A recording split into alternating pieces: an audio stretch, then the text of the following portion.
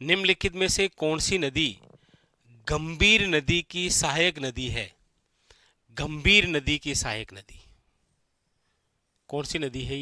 ये गंभीर। देखिए, एक तो नदी है आपके गंभीर और एक नदी है आपके, याद रखिएगा, गंभीरी। एक नदी कौन सी है? गंभीर नदी है। और एक कौन सी है? याद रखिएगा, गंभीरी नदी है, याद रखिएगा। ठीक है, दो अलग अलग नदियां हैं। ये जो गंभीरी नदी है ये तो आपकी किसकी सहायक नदी है? बेड़च की सहायक है, याद रखिएगा। किसकी है?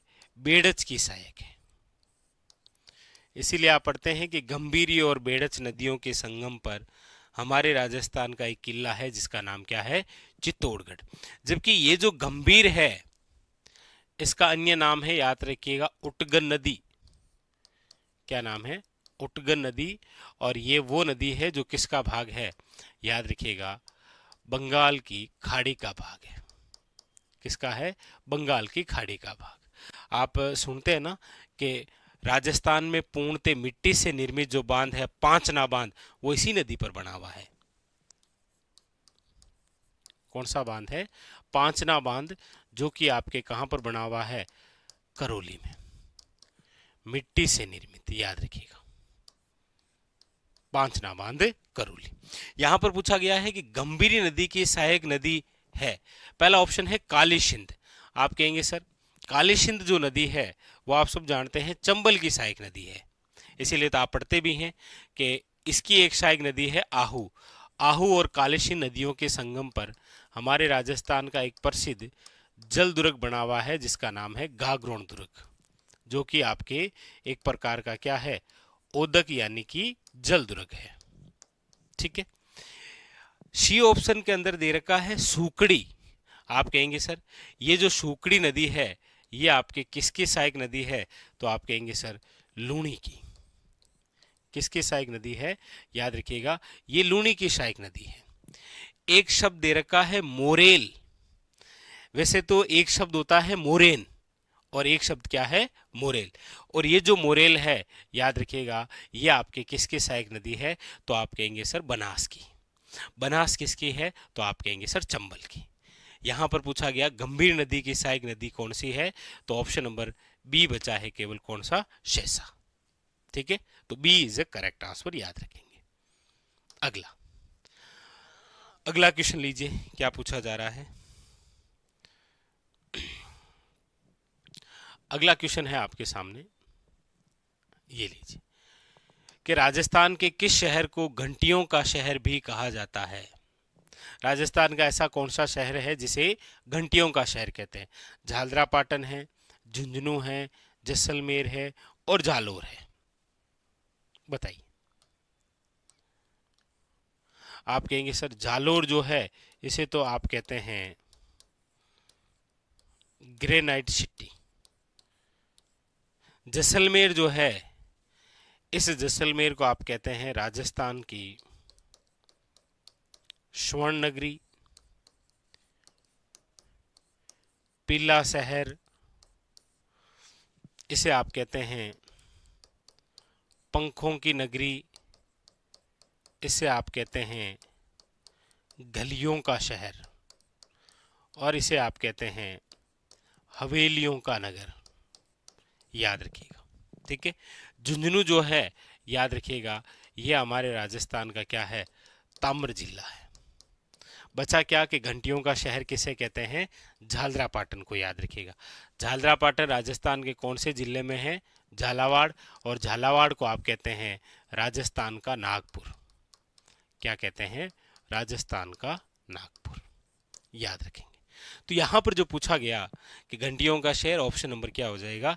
ए इज अ करेक्ट आंसर, याद रखिएगा, झालरा पाटन। आगे अगला जो क्वेश्चन है आपके सामने वो ये रहा।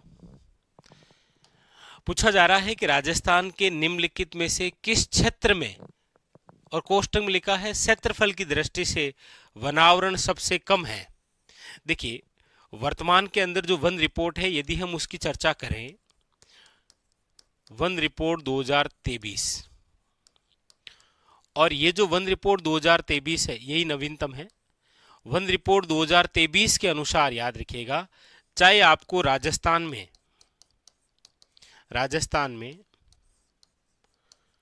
वनावरण, राजस्थान में ये जो वनावरण है ये चाहे आपको क्षेत्रफल के आधार पर पूछे या फिर प्रतिशत के आधार पर पूछे,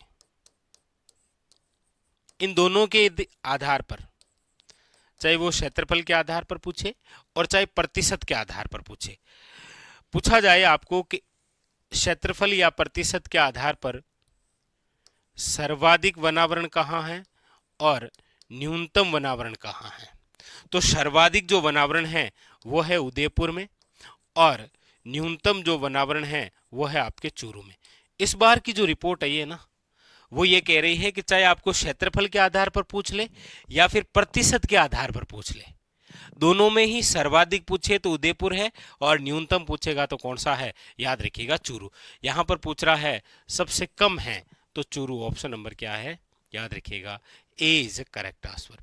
और चूरू हमारे राजस्थान का सबसे गर्म वे सबसे ठंडा जिला है, सबसे गर्म और सबसे ठंडा जिला है, याद रखेंगे आप।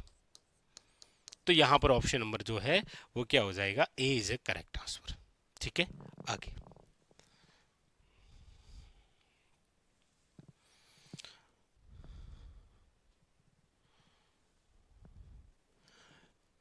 लीजिए अगला क्वेश्चन। अगला है आपके सामने, पूछा जा रहा है कि सिद्धमुख प्रमुख सिंचाई परियोजना मुख्य रूप से राजस्थान के निम्नलिखित जिलों को लाभ पहुंचाती है। यानी कि सिद्धमुख जो प्रमुख सिंचाई परियोजना है, यानी कि इसका पूरा नाम यदि आप देखेंगे तो वो है ये, पूरा नाम ये है राजीव गांधी सिद्धमुख नहर नहर परियोजना।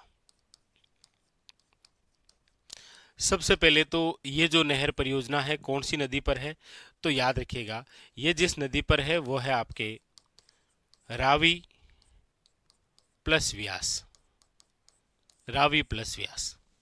दूसरी बात कि इससे लाभान्वित जिले कौन कौन से हैं, तो याद रखिएगा हमारे राजस्थान का एक तो जिला है हनुमानगढ़ और एक याद रखिएगा चूरू, वेरी वेरी इंपॉर्टेंट।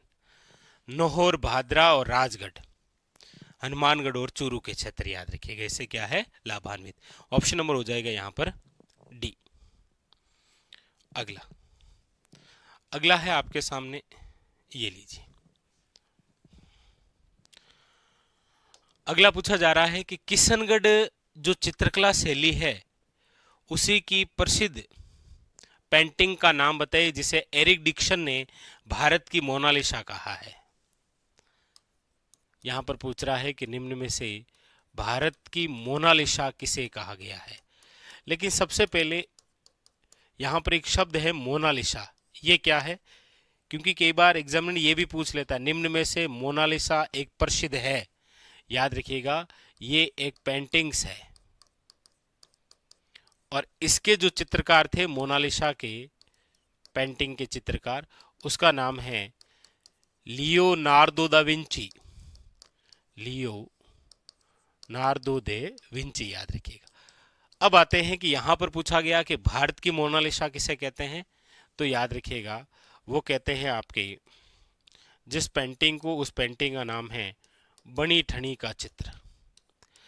अब बनी ठनी का जो चित्र है इससे रिलेटेड एग्जामिनर ने कई बार क्वेश्चन पूछ रखे हैं।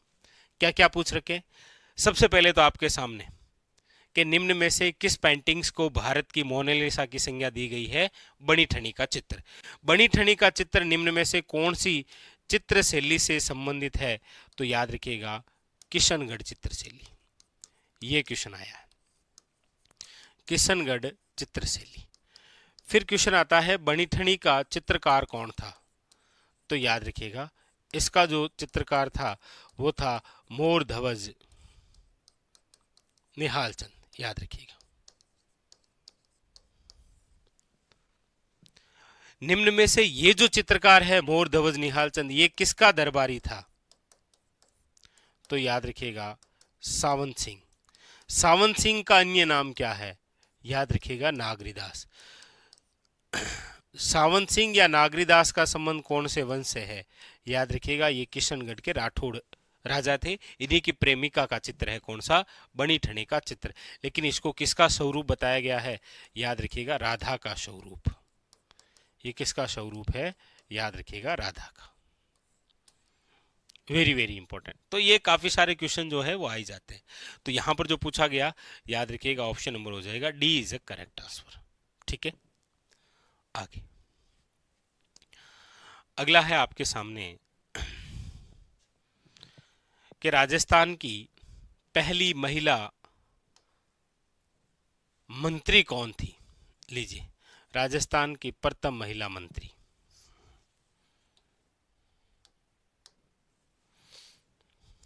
राजस्थान की प्रथम महिला मंत्री। आप कहेंगे सर राजस्थान की प्रथम महिला जो मंत्री है वो है आपके, याद रखिएगा, कमला बेनीवाल। कौन है? कमला बेनीवाल। और ये जो कमला बेनीवाल है, याद रखिएगा, यही हमारे राजस्थान की प्रथम उप मुख्यमंत्री महिला है। उप मुख्यमंत्री महिला।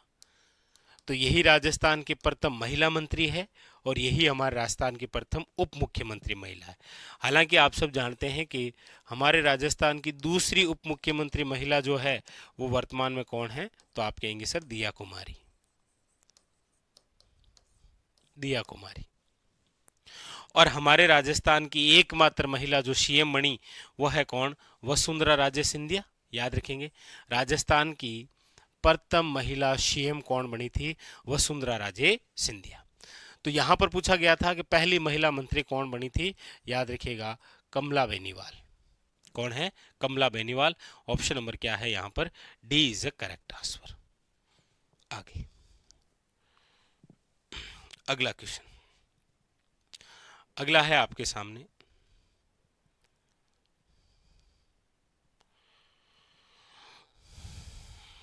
हिंदी की रागे, इंग्लिश वगैरह।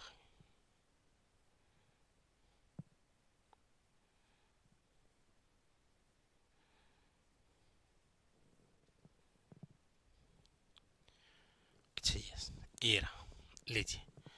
पूछा जा रहा है आपको कि राजस्थान में रामपुरिया हवेली जो है वो किस स्थान पर स्थित है? बताइए। राजस्थान में रामपुरिया हवेली, देखिए हमारे राजस्थान के अंदर बहुत प्रसिद्ध है। वैसे तो ज्यादातर तो आप देखेंगे तो पूछा तो यही जाता है, कौन सी? विश्व प्रसिद्ध पटवों की हवेली, जो कि है आपके कहां पर? याद रखिएगा जैसलमेर में। एक तो ये, एक आपके सामने दे रखी है रामपुरिया की हवेली। कौन सी? रामपुरिया की हवेली। ये आपके कहां पर है? तो याद रखिएगा बीकानेर में। एक आपको पूछी जाती है पंसारी की हवेली। कौन सी? पंसारी की हवेली। ये जो पंसारी की हवेली है ये है आपके श्री माधोपुर में। श्री माधोपुर जो कि आपके सीकर में आता है। एक है आपके, याद रखिएगा, दानचंद चोपड़ा की हवेली। दानचंद चोपड़ा की हवेली। और ये जो हवेली है ये आपके सुजानगढ़ में है, सुजानगढ़ चूरू। एक है आपके सोने चांदी की हवेली। सोने चांदी की जो हवेली है वो आपके कहां पर है? तो याद रखिएगा महणसर। और महणसर कहां पर है? याद रखिएगा झुंझुनू में। कहां पर है? झुंझुनू के अंदर। तो यहां पर पूछा गया रामपुरिया की हवेली, याद रखिएगा बीकानेर के अंदर है। ऑप्शन नंबर है आपके सामने B is a correct answer. अगला, अगला है आपके सामने, लीजिए। पूछा जा रहा है कि किस राजपूत शासक ने मुगल सम्राट औरंगजेब के खिलाफ विद्रोह किया था? आप सब जानते हैं कि जिस समय मुगल शासक औरंगजेब थे उस समय मेवाड़ के अंदर एक बार फिर मेवाड़ की शक्ति का उत्थान किया था? उस समय मेवाड़ के जो शासक थे वो थे आपके, याद रखिएगा, महाराणा राज सिंह। राज सिंह और औरंगजेब प्रारंभ में अच्छी मित्रता थी इनमें, लेकिन फिर काफी सारी बातों को लेकर विवाद हो गया था, जिसमें विवादों में आप पढ़ते हैं, एक तो चारुमती विवाह, चारुमती से विवाह करना चाहता था औरंगजेब, लेकिन विवाह हुआ किसके साथ में था? राज सिंह। एक झजिया कर का विरोध किया था राज सिंह ने, झजिया कर का विरोध किया था, याद रखिए। एक औरंगजेब के जो शत्रु थे वीर दुर्गादास राठौड़ और अजीत सिंह, उनको शरण देने का कार्य भी किसने किया था? राज सिंह ने। तो औरंगजेब के खिलाफ विद्रोह करने वाले कौन थे? याद रखिएगा, महाराणा राज सिंह। ठीक है, चलिए, तो ये था आज का हमारा सेशन। बाकी जो क्वेश्चन है वो हम करेंगे अगले सेशन में। ये सेशन आपके आगामी एग्जामों के लिए बहुत ही खास, बहुत ही इंपॉर्टेंट होने वाला है, क्योंकि हम सारे के सारे वही पेपर सोल्व कर रहे हैं जो अभी आपके हाल ही 2025 के अंदर आए हुए पेपरों के अंदर आए हुए क्वेश्चन है। ठीक है, आज के लिए इतना ही। धन्यवाद आप सबका।